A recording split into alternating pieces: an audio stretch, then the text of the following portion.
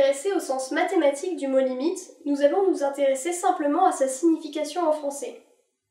D'après le dictionnaire, c'est une borne, une valeur fixe dont on peut s'approcher, mais que l'on ne dépasse pas forcément ou que l'on n'atteint pas forcément. C'est ce sens-là qu'on retrouve par exemple dans l'expression « dépasser les limites ». Mais pourquoi utiliser un tel vocabulaire en mathématiques? Pour le comprendre, nous allons regarder quelques graphiques de fonctions, car en effet, la notion de limite est directement liée à la notion de fonction. Voici un premier graphe d'une fonction.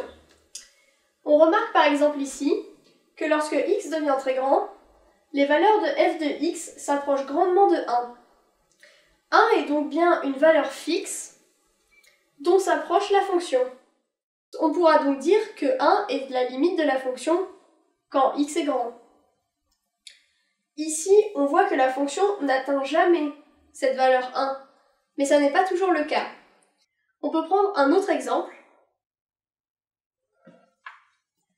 et regarder cette fonction.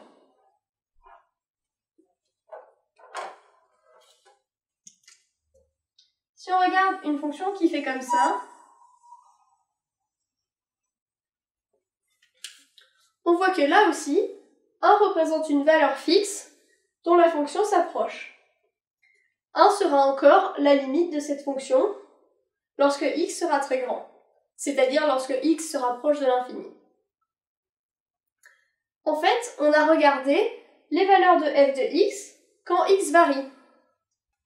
Finalement, dans ces deux exemples, on a vu que la fonction f de x prenait des valeurs qui s'approchaient de la valeur 1, dans notre exemple, lorsque x variait, dans notre exemple, lorsque x devenait très grand. On dit alors que la fonction f tend vers la valeur 1 lorsque x devient très grand, c'est-à-dire lorsque x lui-même s'approche de plus l'infini, lorsque x tend vers plus l'infini. Comment calculer alors les limites d'une fonction?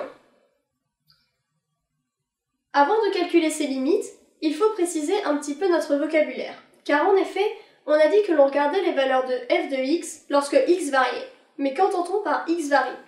Il y a plusieurs cas possibles.